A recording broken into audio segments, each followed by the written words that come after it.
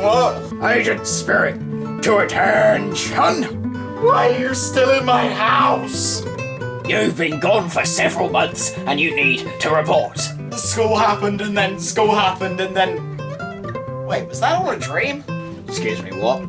You know, the thing with the games and the electrocution. What on earth are you on about? I don't really know either. Well, at least we know you're not dead. Almost was. Excuse me, what? I have no idea what's going on right now. Well, I've seen how your skills have deteriorated through your absence, and you need to get back on your feet.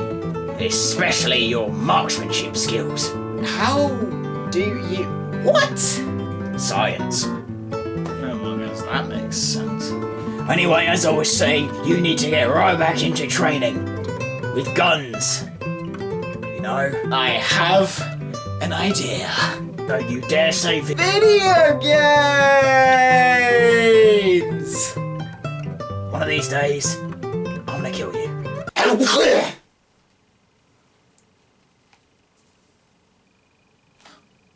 that go there? Of all of you here, who's heard of Halo? I count 1, 2... Oh, another one at the back! 3 hands, yes! In all due seriousness though, Halo is probably one of the most famous video game franchises out there. Without it, I don't even think Xbox would be a thing today. Halo is a sci-fi first-person shooter that was released in 2001 of November. Wait, given how influential it ended up being, of course it get remade 10 years later. Which is a good thing, because it lets people like me, who missed out on the first release, actually get involved and interested in the franchise. And hey, with Halo 5 just around the corner, the hype train could only keep on going! So in preparation for that, I thought I'd take a look at the original, and review it. Except it's not the original, it's the remake, but whatever! It's Halo! It's Combat Evolved. Anniversary. Seriously, who came up with the name for this? Capcom? What's the plot? Well, Earth's involved in an intergalactic war with an alien force known as the Covenant. To fight these aliens, Earth started injecting kids with a super soldier serum, and that's where the player comes in. Master Chief, resident cool dude in green armor. The game starts out on a human ship known as the Pillar of Autumn, when all of a sudden, the aliens attack! Come on, guys. It's not cool. What's even worse is they bust into the room above and murder Sam! Who was he? I don't know. He was pretty apathetic about his death, though. Look at him, staring the Reaper in the face, and he doesn't even flinch. He's the true hero here. A moment of silence for our fallen comrade, Sam. Alright, moment's over. To the bridge! As long as we have this random guy to escort us around the... Well, never mind then. I mean, it can't be that hard to find our way around it. It's just a space station. That's the wrong door. Eventually, we work our way around to the bridge, where I decided to test out the much-touted mechanic of being able to shift between old and new graphics with the press of a button. Tip for the future? Don't. Even for the time, the original Halo looks awful. Now, this might be due to hardware or the devs just not being too bothered about things, but the retexturing work done is mightily appreciated. So let's get back to looking at the... What? Is that shrapnel? It's sticking right through his face? No, that's his eyeball. Oh, gosh, his eye's glitched to the point where it's poking out the top of his head. And there's a little bit coming out of his ear. What the? Oh, hey, Captain Keys, what did you want me for? Got an AI called Cortana who's going to occasionally talk to me with some slight semblance of character, but for the most part I'm just going to forget she's there. That's cool. I mean, I wish the game could have taken the moments of incredible silence throughout the story to build upon the character of this supposedly hyper-intelligent artificial intelligence and her relationship with Master Chief, who's got the same approximate personality as a slab of concrete, but nah, that's not important, right? I'm gonna get freaking stabbed when I go out next, aren't I? So Captain Keys is all like, aliens on board, we're probably gonna lose, get Cortana off the ship and get away from those aliens by plugging her into the back of your head and bailing. Cortana's all like, oh no, Captain Keys, what about you? And he's all like, I'll be fine, I'm trying far too hard to be cool to the point where I'm just plain unlikable. And she's all like, okay, cool. And he's all like, Chief, have a pistol. And Chief's all like,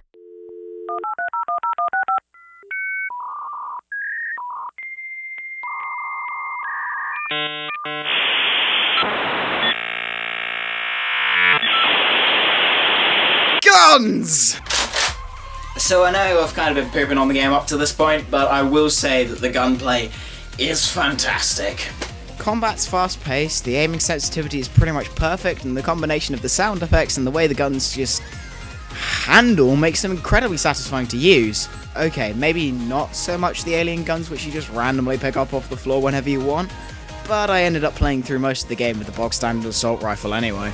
The guns have this fair bit of variety, but only the rifle and magnum combo have much of a multi-purpose use to them, which is kinda disappointing considering these guns, they're really quite well designed. They're cool. I like them. But the good thing is they're still very fun to mess around with.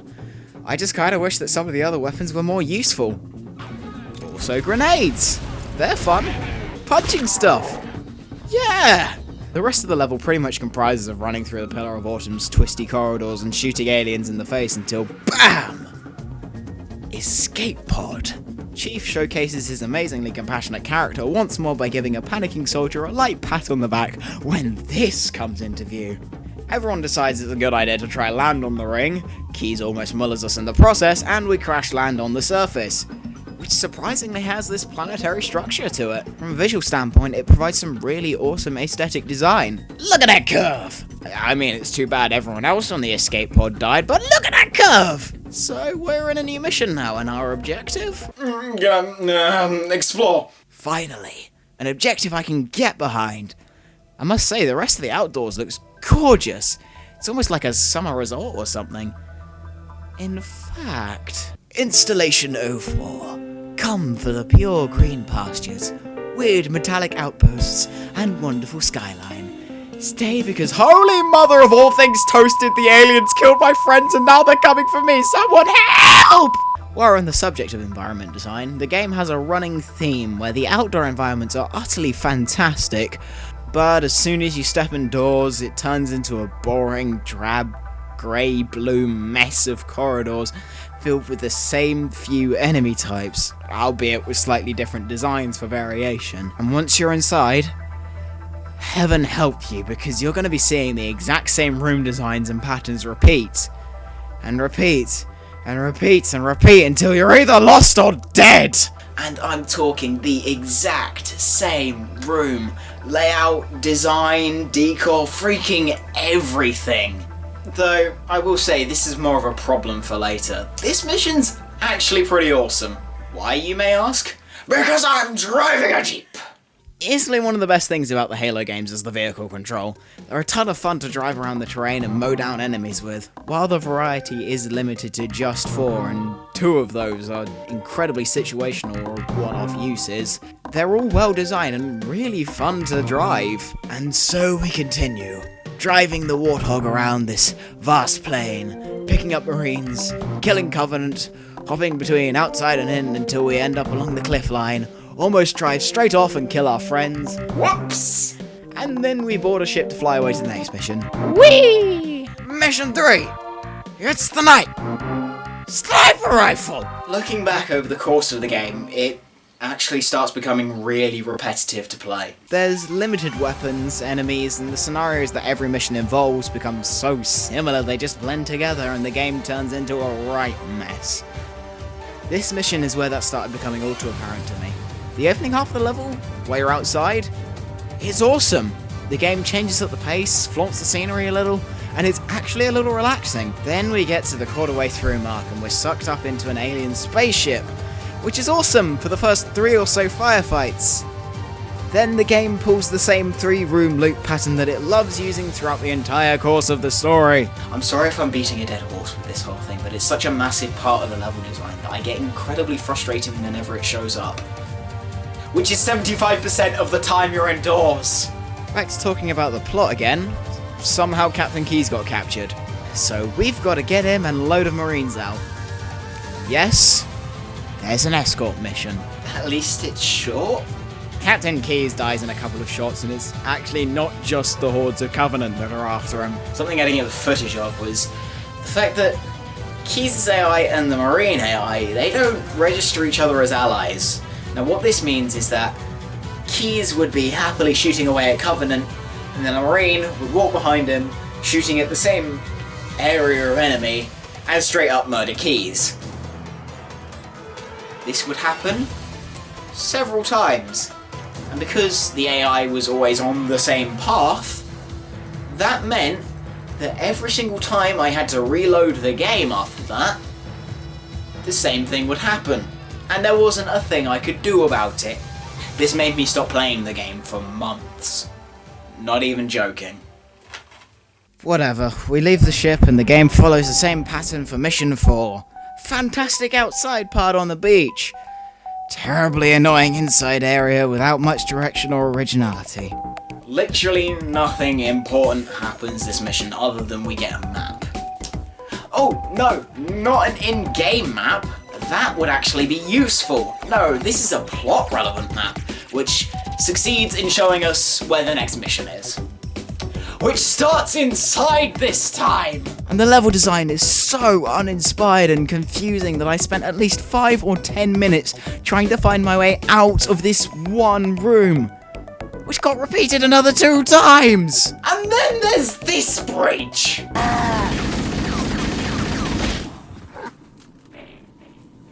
And here is the section where Adam rants about 14-year-old AI in a 4-year-old video game. We thank you for your consideration. I'm playing this game on normal difficulty. I don't think this game knows what normal is. There were several times where I'd die and have to redo a section because I'd been fighting my way through a bunch of enemies, and then I'd randomly explode with zero prior warning and no way to protect myself. This would happen so many times, and it would only get more frustrating because of how spread apart checkpoints were sometimes. Then, there's times where the enemies are just...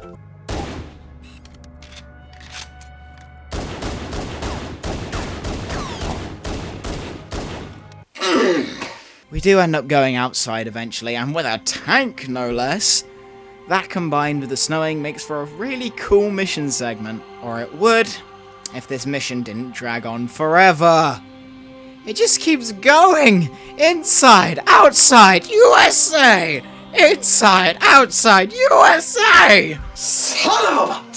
Finally, we get to a central control-esque thing for the ring world, otherwise known as Halo, and plug Cortana into it. Did you forget about her? Yeah, so did I. She finds out a load of stuff in the process, but decides that rather than taking a little time to talk things through with Chief and explain what's going on, it'd be a much better idea just to rush right through some ambiguously mysterious technobabble, freak out about keys, and then rush Chief out the door like he missed the freaking school bus.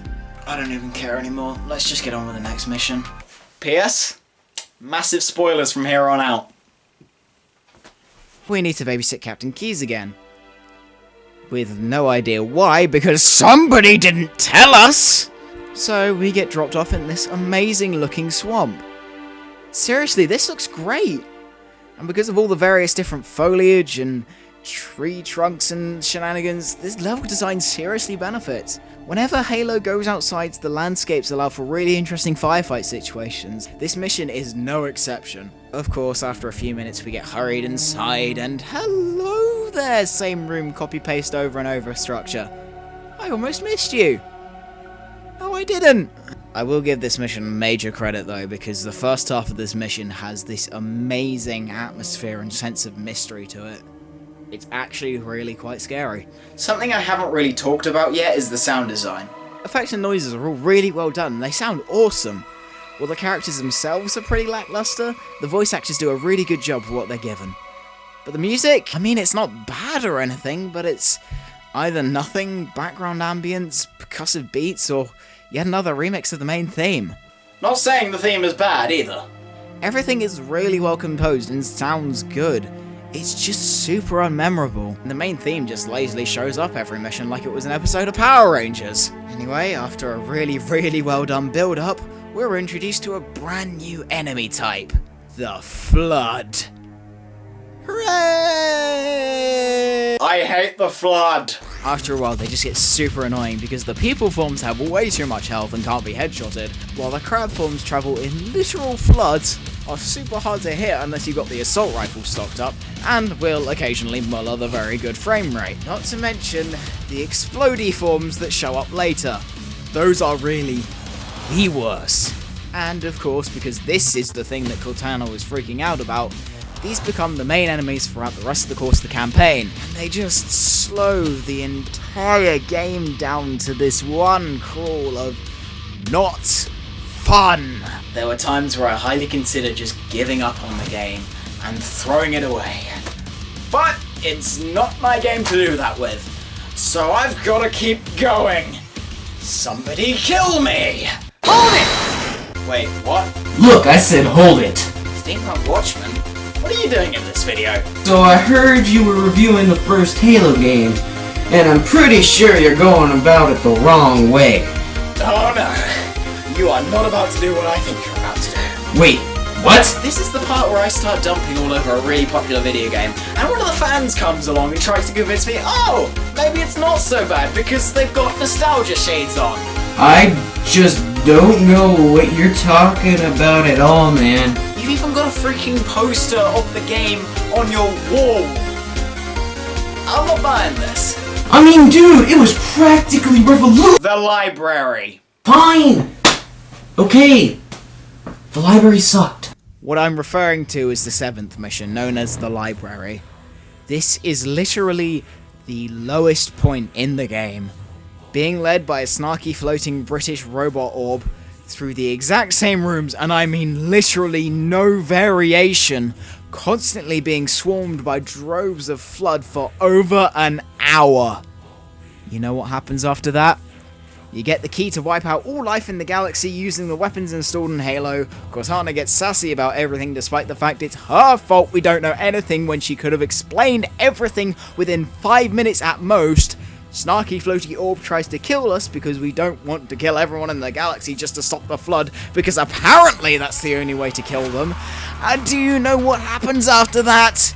Mission 8, which is just Mission 5 in its entirety, but in reverse.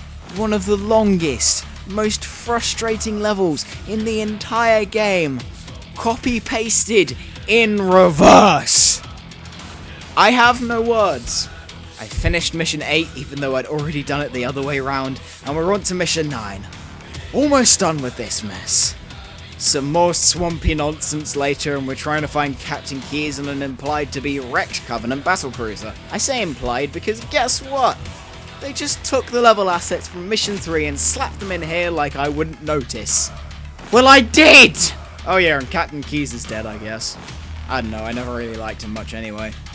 So we just gotta fly out of here to the final mission, which is on the Pillar of Autumn. Meaning they reused everything from Mission 1 all over again. You did that on purpose, didn't you? What's even worse is that we're trying to destroy the ship so we can blow up Halo and the flood along with it. So you have to throw explosives into some exhaust vents, which is all well and good until the vents themselves get incredibly picky about what grenades they want to accept and cause you to spend a good half an hour just trying to find more grenades, only to have them uselessly tossed aside by the vents for no apparent reason. Hey, Adam. What? Escape segment! Oh. For everything this game threw at me. All the pain and torment it put me through. Once you blow the autumn, it all becomes worth it. You are presented with 6 minutes and a parking bay full of warthogs. What follows is frantically driving down the exploding ship, mowing down any flood or covenant stupid enough to get in your way, and having the best time provided by the game yet. Everything here just works. The driving, the explosions, the urgency of the timer, the music, oh, it's beautiful! This sequence alone almost made me disregard everything bad I'd set up to that point because it was so good. Overall, the game will always feel great to play. Movement, vehicles, shooting, everything works, and it works well. The updated presentation the Anniversary Remake provides is fantastic, and while the story is kind of mediocre and with its share of plot holes, the sense of mystery you get from it is spot on, and the lore is also very interesting. Not to mention the fact that this game can be played co-op, both online and through split screen, which is awesome. However, this doesn't excuse all the major glaring issues with the design. The lazily reused levels, the ridiculously long missions with such little variety, the flood, it all adds up to make the story mode 75% of the time absolutely horrendous to sit through. Given the choice, play this game co-op. At least then you've got someone by your side to sit through all the tedious moments with you. Let's be honest here, if you're a fan of Halo, you've already played it, but I genuinely can't give it a solid recommendation without mentioning all these massive problems it has.